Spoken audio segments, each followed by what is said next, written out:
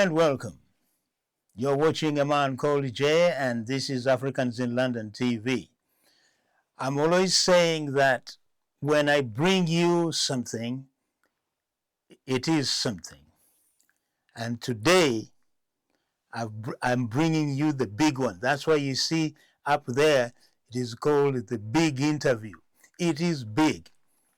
Now, in this video, I'm going to talk about community engagement and outdoor events.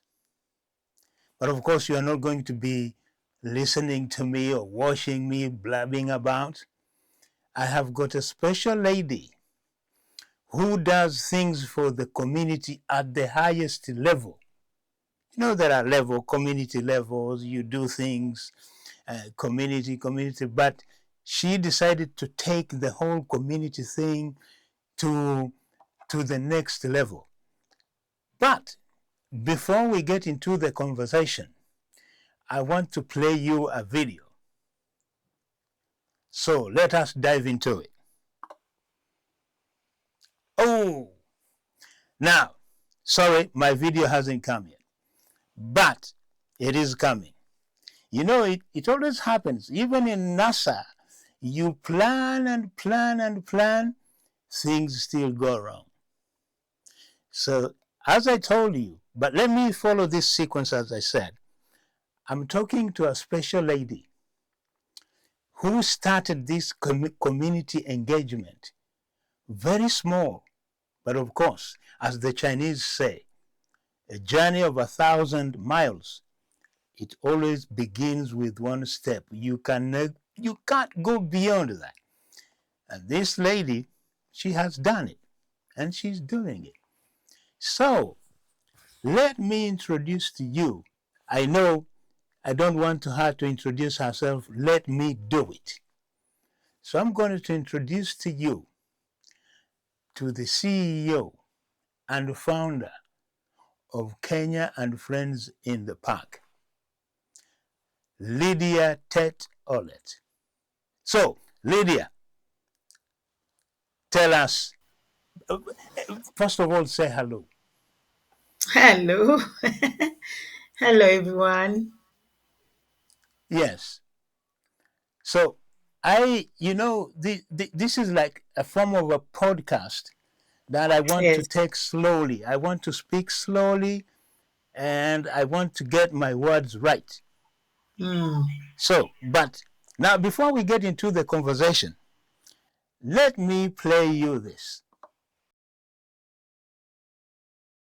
Welcome to Kenya and Friends in the Park, a vibrant community event celebrating the rich culture of Kenya and bringing together Kenyans and friends of Kenya.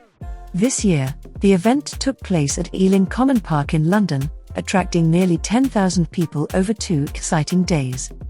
From traditional music and dance performances to delicious Kenyan cuisine, Kenya and Friends in the Park offers a truly immersive experience for all who attend.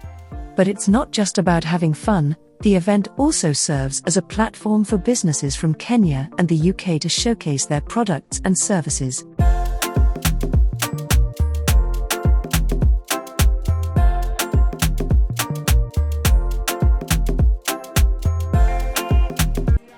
On Saturday, the event kicked off with a bang, featuring top-performing artists from Kenya and talented Kenyan artists based in the UK. The crowd was treated to an electrifying performance that had everyone on their feet.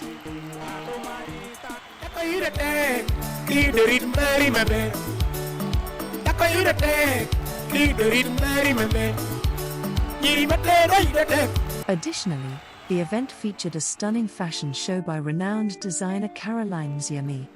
Kenya and Friends in the Park is more than just a community event, it's a celebration of unity, culture, and friendship.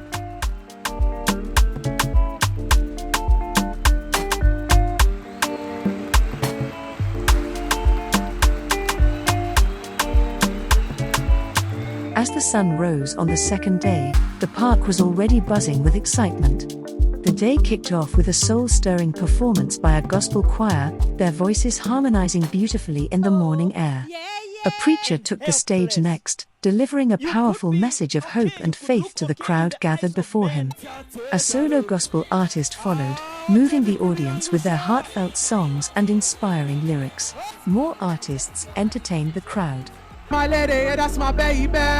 My baby, my lady, that's my baby. My baby, my. Yo, check it. Yeah, hey, hey, hey.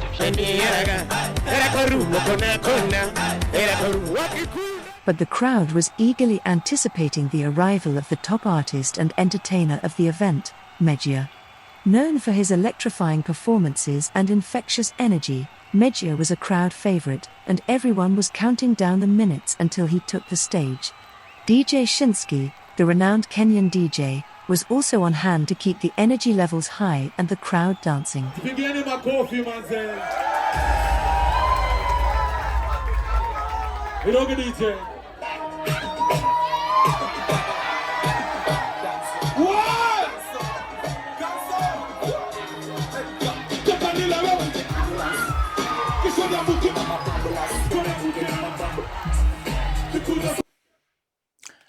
Yes.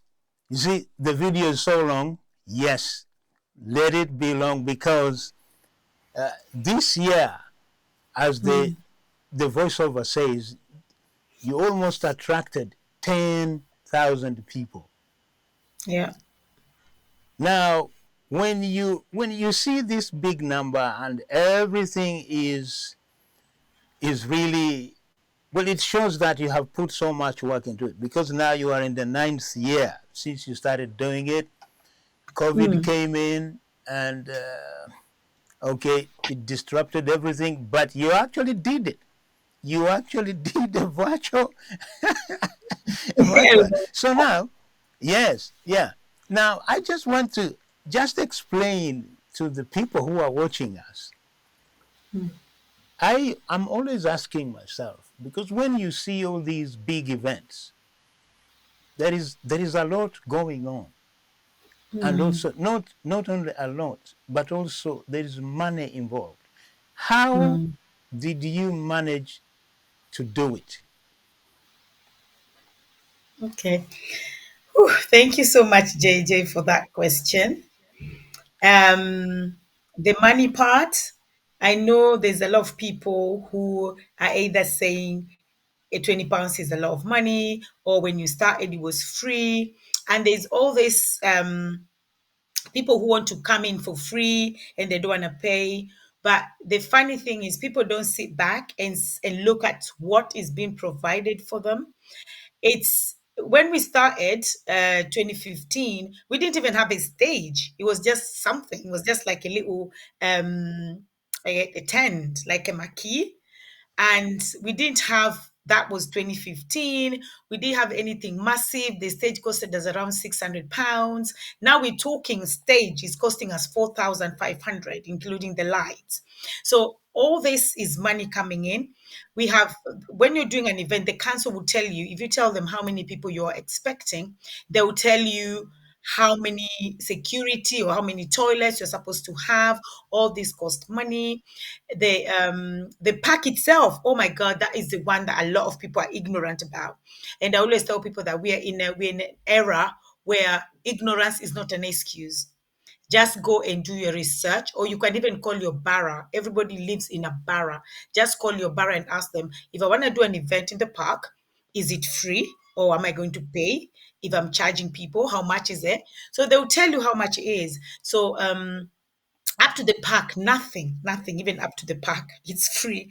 And that's why we used to do an event in East London, and it was very good because East London is like central for a lot of people. East London is where we have a lot of East Africans, because this event, as much as we are saying is Kenya and friends in the park, but we know that East African community, we're like joined together. So you'll get a lot of East Africans. And in East London, we do have a lot of East Africans. And that's why we decided to do it in East London, even though people think that I live there, but I don't live in East London. But we did it there because we wanted to be closer to people. But now the council, and I'm never ashamed to say, they got greedy and greedy and greedy. And they started charging us 17,500 just to have the park without even one black bag. So I called them one day and I said, so what are we having with the 17,500? And they said, nothing, just the park. But the common Wananchi, like we call them in Kenya, the common Wananchi, or the common Kenyan, or the outsider, let me say, because it's not just Kenyans, they wouldn't understand this. They don't know this story. We as the organizers, we know the story. So we have to go and start looking for a park that is at least affordable. I wouldn't say cheap, but affordable, because there's none that is cheap. All the parks are expensive, but at least we have a range of expensive and affordable. So Ealing Barra is affordable, and that's why we went there, but nothing is free. And that's why, and then the artist as well. I know some people are saying, or if you bring probably Major, because Major was loved by everybody, why could Major perform 2 days? And what they don't realize is every day Major performs, you're paying him. And when he's staying in the hotel, you're paying, the flights you're paying, the local transport you're paying, food you're paying. And Major is not cheap, because some artists, a lot of artists, and that's why sometimes people start demanding, why don't you bring this artist? Why don't you bring this artist? Their rate card is different. Some of them demand, they have demands upon demands, even the car that they want you to drive them in. They say, I can't enter that car. And me, having me, my car is it's not a Porsche car. They'll be like, I don't want to ride in your car. They want these Porsche cars, they want these Teslas, and they want this. And then how is 20 pounds going to get that? And then people come and say, well, you have sponsors. Sponsors, money doesn't even go up to three-quarters of what the event cost itself. So even talking about sponsors is not that money. And also some sponsors come and say, oh, why don't you let people come in for free and then sponsor? And then I'll say, fine, I'm happy to let people come in for free. Are you going to sign a contract for 10 years and say, okay, I'll be paying this event, because we have to look for something that is sustainable as well. So if 1 year you come and say, I'm going to sponsor the event, all of it, and give you 120,000 pounds, because that's how much the event costs, I'll give you 120,000 pounds this year. Where are we going to get next year? Where are we going to get that money? So it has to be something that is sustainable. So if you tell me I'm signing a contract for 15 years with you, that every year we're going to sponsor the event. Fair enough. The event will be free and everybody will come for free. And before the 15 years, we'll probably look to strike a deal again with someone else. And then that's how it's going to be. Now, the other thing, again, people always say, oh, why don't you speak to the council? We have spoken to the council before to sponsor the event, because we do have African Oil in Leeds, either it's in Leeds or Liverpool. The event is free because it's sponsored by the council. But as much as it's free, the council will want to take control of it. Anybody who gives you money and say, I want you to do this event, they want to take control. So we did go to the council, but they said, unless the event is not called Kenya and Friends in the Park, we're going to sponsor it. Because Okay. So I know you have got a lot. So I just want to retract a lot, a yeah, bit. The concept of having the event in the park, where did it come from? Did it happen because you want Kenyans and their friends and their families to come and have a nice time during summertime? Or, as I know you, you are a passionate person, but maybe because you are not even thinking about business when you did this. yeah. All you wanted to see people having good time. What was the basis of starting Kenya and Friends in the Park? Well, thank you so much for that question. And when you talk about passion, it was passion. And that's why for 5 years it was free. And for the 5 years, money was coming from my pocket. And it got to a point where it couldn't come from my pocket anymore. And somebody told me, why don't you start charging? And I was like, oh, really? Will that help? I said, yeah, that will help. And at least it started taking the strain out of my pocket because of the passion that I just wanted Kenyans to come together. And like I always say, that there's nothing new under the sun. Something must happen before you see and get the initiative from something, because nothing is new. So I used to perform in this Ghana in the Park. So when I used to see how Ghanaians were coming together and they were laughing, so I was like, why can't I start something like that for Kenyans? But something triggered that mind because when I was still thinking about it, contemplating about it, something triggered it. And what triggered it was a lady who actually committed suicide. And she was only young. She was around 26 years old, a Kenyan lady who committed suicide and left a note that she committed suicide because she was lonely. So I now started thinking of Ghana in the park. And I'm like, okay, so if I do something like this, and then a Ugandan girl died as well. I don't know if you heard the Ugandan girl who died of starvation. So I was thinking, how can you just die of starvation? What happened? Where is the community, the society? So again, the Ghana in the park thing is still in my mind. And then now we have this thing that you send money home for investment and you tell them to build your house, and those over and over and over people crying. Some even people are committing suicide. There's a guy in Nigeria who actually committed suicide in the mother's house because of this thing. You send money and nothing is happening. And we know that some people are not even documented. So they work so hard so they can send money. So all that was a combination of, you know what, I'm going to start this Kenya in the park. And then when I was thinking of Kenya in the park, it came to my mind again that Kenyans, we've intermarried a lot. I think the most African country that have intermarried a lot is Kenyans. So if I do Kenya in the park, what about Kenya and friends, their husbands or their wives or their children who are half half? What happens then? And that's where the concept of Kenya and friends in the park now came along. And that's how I started Kenya Friends in the Park 2014.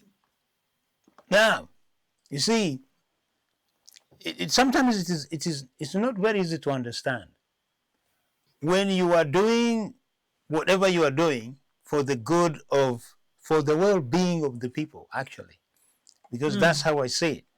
You know, England, some people do not, Europe, let us take, for example, Europe, do not understand the challenges that are facing people, even the European themselves.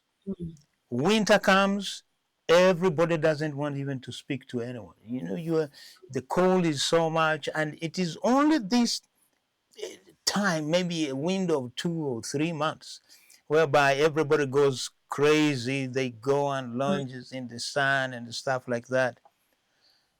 But it is also very interesting to see, for 9 years, you have actually held it together. You know, probably some other people, but they would have already given up.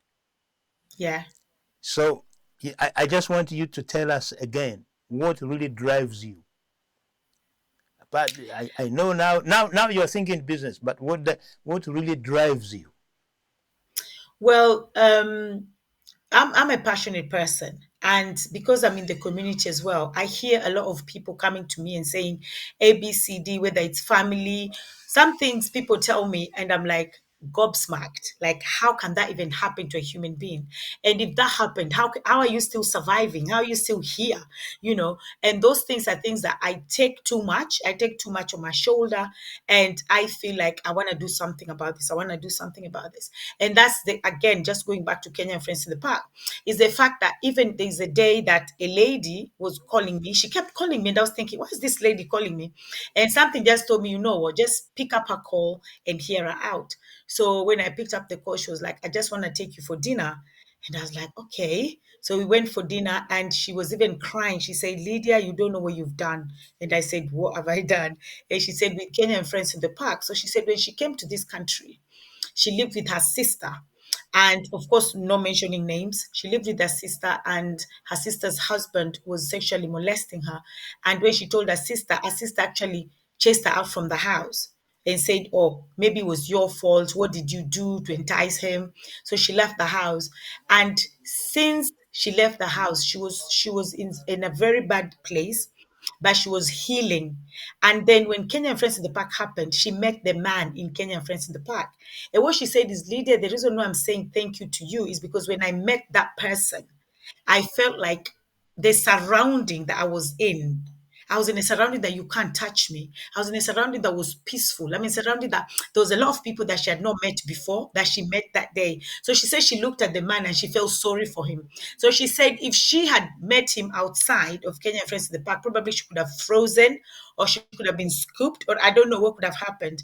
But she said because she was in an environment that she felt really, really safe, like this is home away from home, she felt so safe. She felt like, look at you, like you can't touch me, there's nothing you can do to me. So because of that, when that lady told me that, I said, you know what, and that was just when Kenyan Friends in the Park was 2 years old.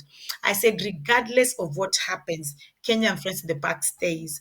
I have people who have called me and say, now I'm a landlord. Lydia, thank you for Kenyan Friends in the Park. When I go to Kenya, I have my own house, I have my own Airbnb. We've got people who I've met in Kenyan Friends in the Park. They're actually married. I was even telling them, come and bring a testimony. That Lydia, we don't wanna, we are not a camera people. It was like, come on, guys, you need to come and give testimonies about things that have happened in Kenyan Friends in the Park. We have people who have rekindled their friendship, people who had not seen each other for 30 years, 20 years, 10 years, 15 years. They met in Kenyan Friends in the Park. So because of all those things that people call me, and these are just people who have called me to tell me, there's a lot that have happened that people haven't told me. But the ones that they've told me are things that gives you more morale and gives you more passion and makes you become more consistent with Kenyan Friends in the Park, because it's actually people are actually leaving that place, not just entertained, because I know we can see people dancing and everything. And that is also mental health wise is very helpful. It's not just about that. People have also invested, people come and eat, people, so it's a lot of things that happen. So people leave that place educated, entertained, transformed, motivated, inspired, and that is what now motivates me to continue every year. You see, the thing with the Kenyan the Park, Kenyan Friends in the Park, it is a mélange. You know, mélange, that is a French word, means the mixture of things. You have Yes, got preachers coming to to preach the gospel. You have got, basically, you have got everything. yes, Now, what you see, like now we are looking at the gospel. Very soon you will see a preacher actually with his Bible, like yes, this one here. yes. So now I have seen. I don't know how you do it. How did you manage to convince the businesses from Nairobi? Not only Nairobi, I think they all come from Kenya, Mombasa, Mm, Nakuru. They come actually to sell their businesses. How mm. did you manage to convince those businesses to come and say, well, look, here are Kenyans, they're in the diaspora, they want to open up accounts, they want to just go through that just briefly. Well, because in Kenya we have business people, even the back that they're looking for diaspora clients, and they don't have that forum, so they look for anybody who has a big, genuine, legit forum, and that big, genuine, legit forum is Kenya and Friends in the Park. This is one of the biggest. I wouldn't say one of the biggest. I would say the biggest diaspora events outside Kenya. So every investor want to come and get diaspora clients. So sometimes you don't even have to convince them. They're calling me and they're saying, "Oh, we want to come, we want to come." So we want to vet. We have to vet them and see the best ones to come, because there are so many. Yeah, you see, now, okay, I know my videos, because they are not really sequenced properly. We know we talked about the big artists like Major and all that, people with the, and you also dealing with the stress. They want actually, they actually believe they are big. So let us give them that, and Yes, you play along with it. yes. But I have seen you mobilizing. You have been at the Kenyan embassy, getting all these businesses together, and I'm just thinking, well, man, you have actually worked it out. So now let us talk about one thing, because we have been talking.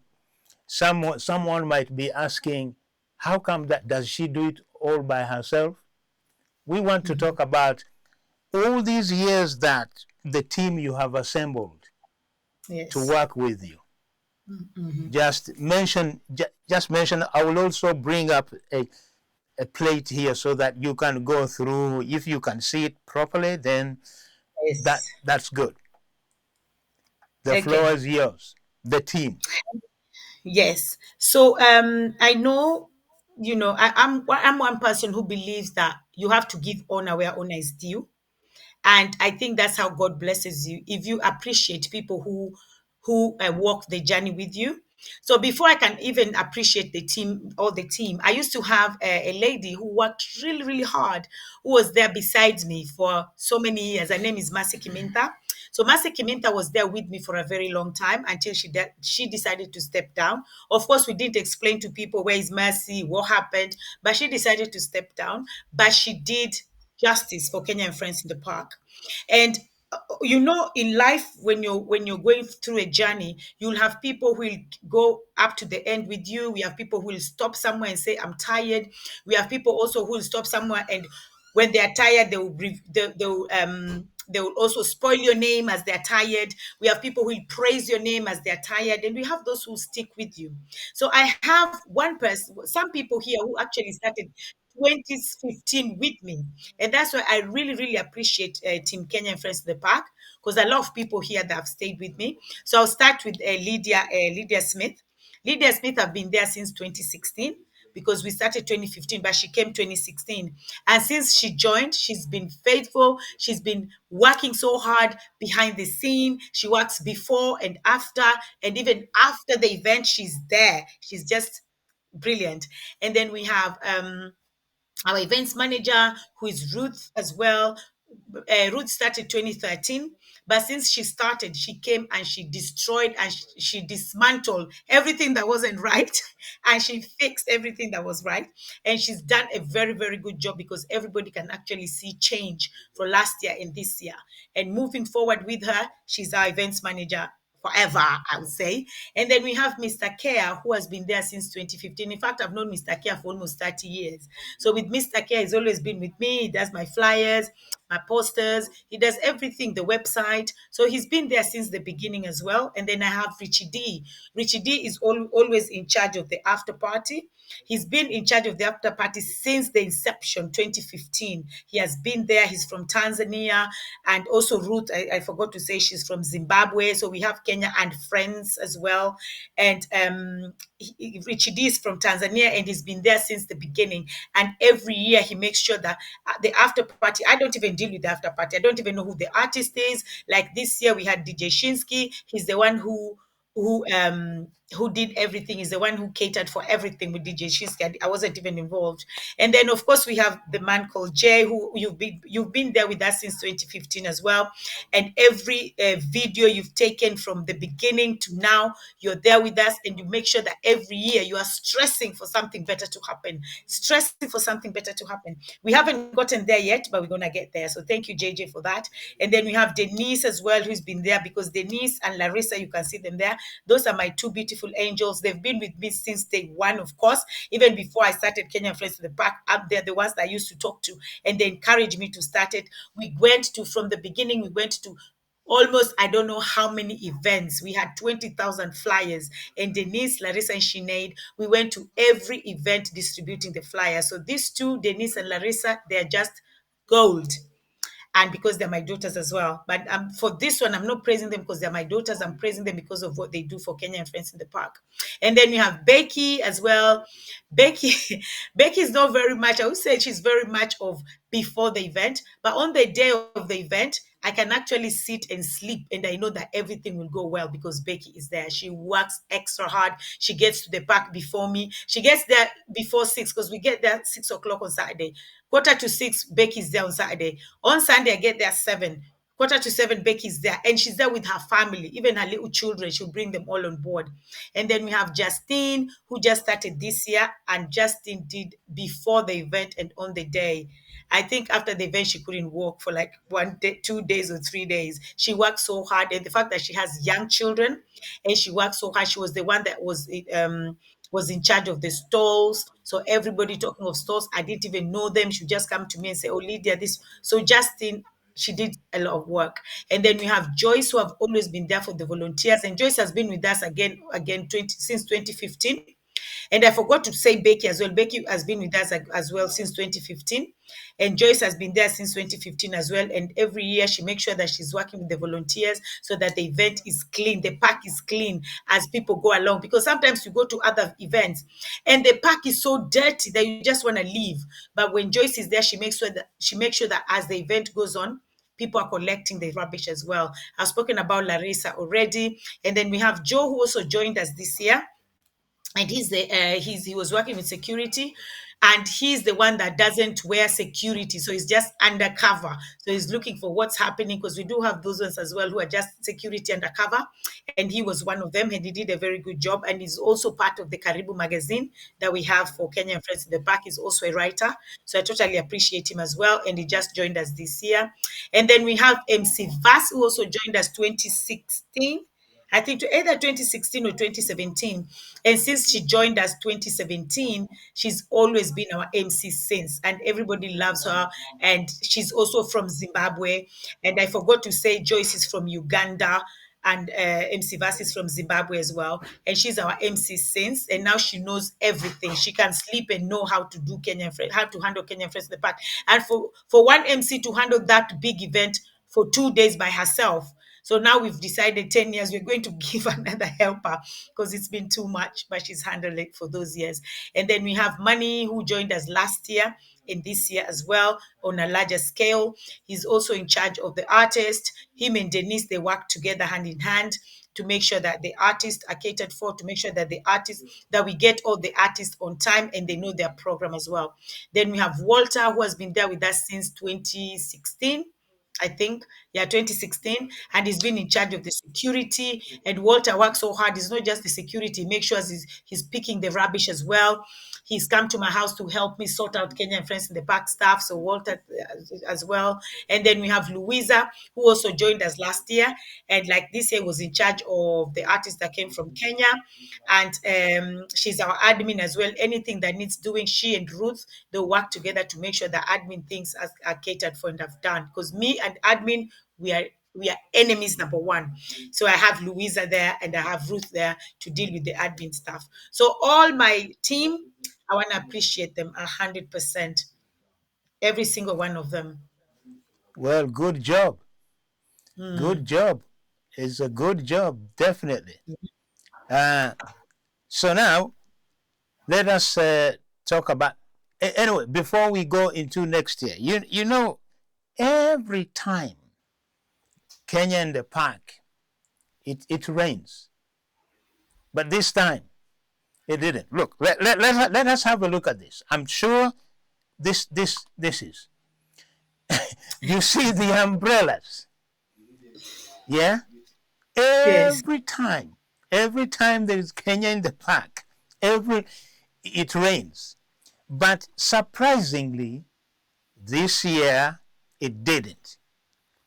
I'm always joking because there are this thing of climate change. So that means Kenya in the Park now confirms that climate change is for real. Yes. You should claim that. Yes. You should. Yes, you should claim that. Seriously, this year didn't. By the way, where is this lady who's going around interviewing people? Because this time she was not there. Yes. That is Mercy.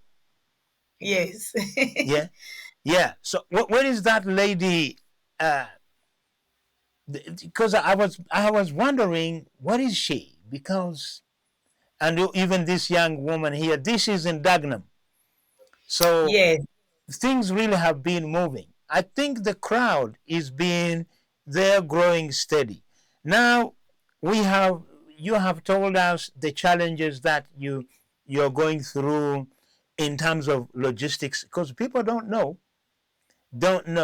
So if you say pay £20, someone might think that is a lot, but they are happy to go to a pub and spend £50. Yeah, no more than that. They can easily do that. Now, let us talk about this 10-year anniversary that you are planning. Yeah. I know it is a spoiler, but if you can leapfrog, uh, Okay. yes, and give us a snippet. What are we expecting? Okay, so with the 10 years, because since I started 2015, if you read out the objectives that we had, one of them objectives was that we'll do it as an East African thing someday. So I think 10 years is now, so we can do it as an East African thing. And I want us to have like a Ugandan village in there, Tanzania village in there, and Rwanda, Burundi, whichever East African country will come on board. And that's all I can say about that. And of course, having a bigger venue. And it's still in Ealing, though. Well, fantastic. So Yes. I don't know what else I can. Oh yeah, I'm going to talk about music.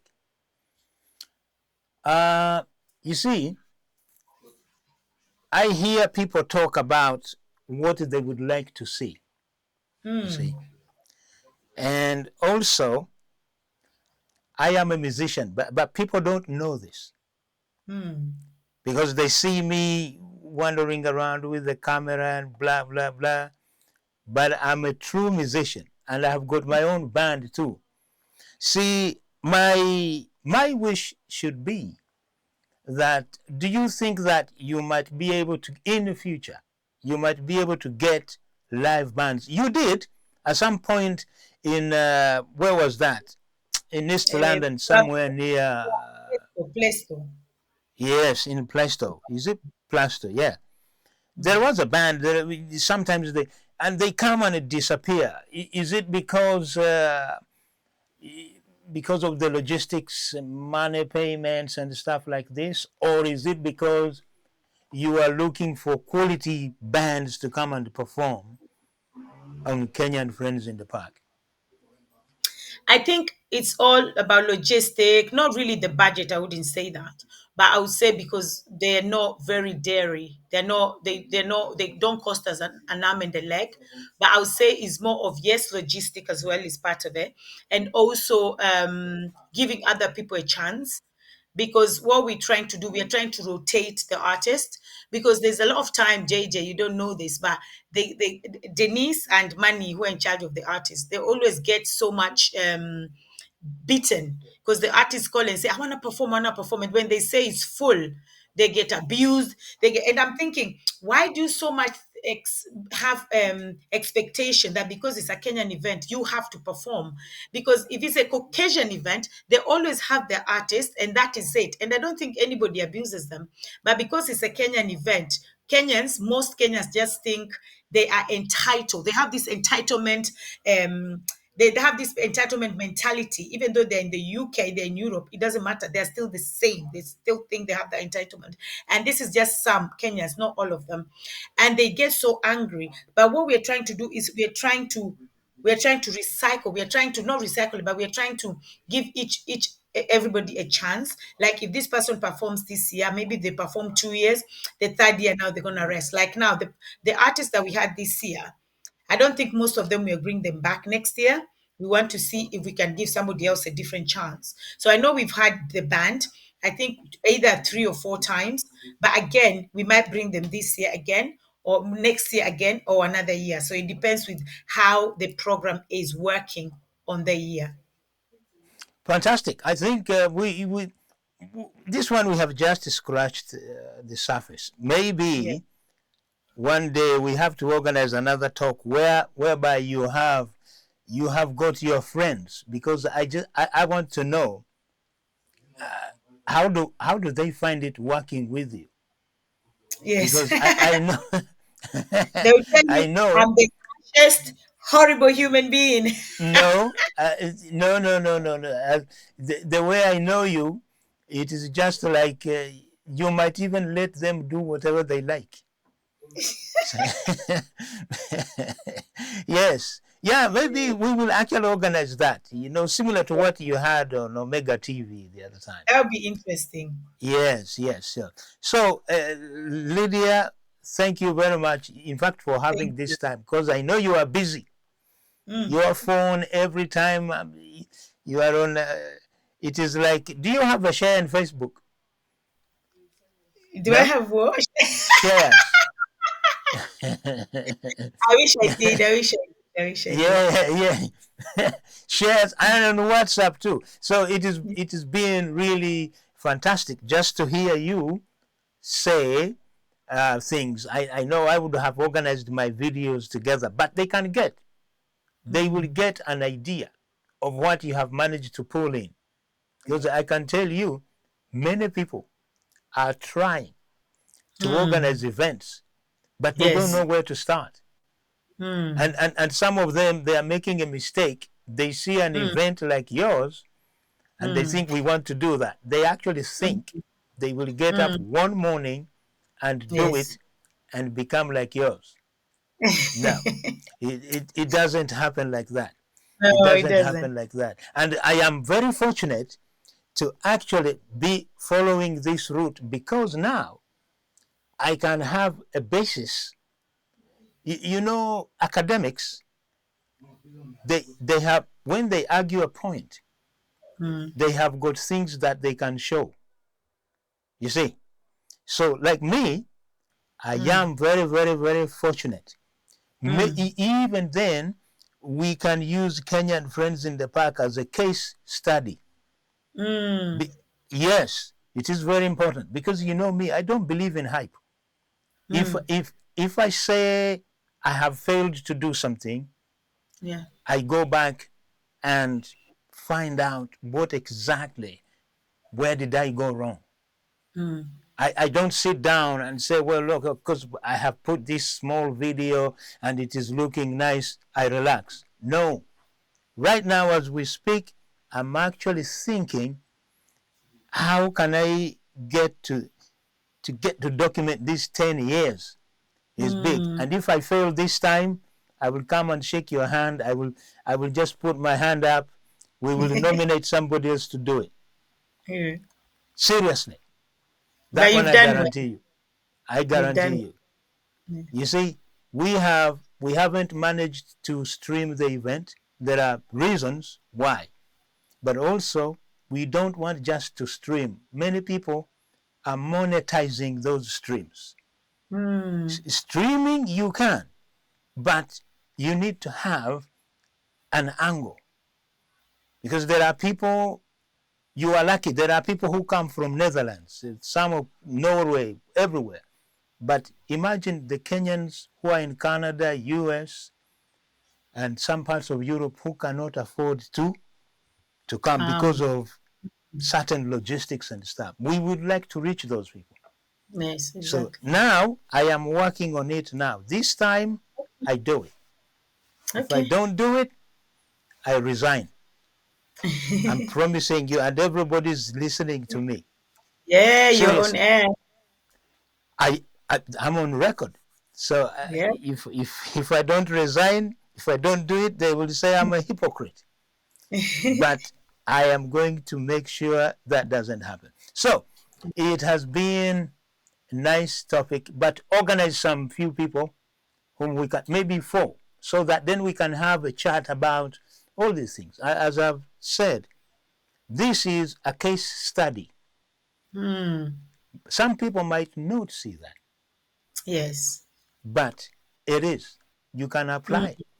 You have done Yes. it. So thank you. Yeah. Now, let You. me just go to my outro. Okay. So, ladies and gentlemen, look, you have been listening to, you've been watching a lady called Lydia Tett Olet, CEO and founder of Kenya and Friends in the Park. You see, as I said, I don't believe in hype. I say things as it is. This year, almost 10,000 people turned up to the event. So let us hope we will double that number next year. Until then, ciao.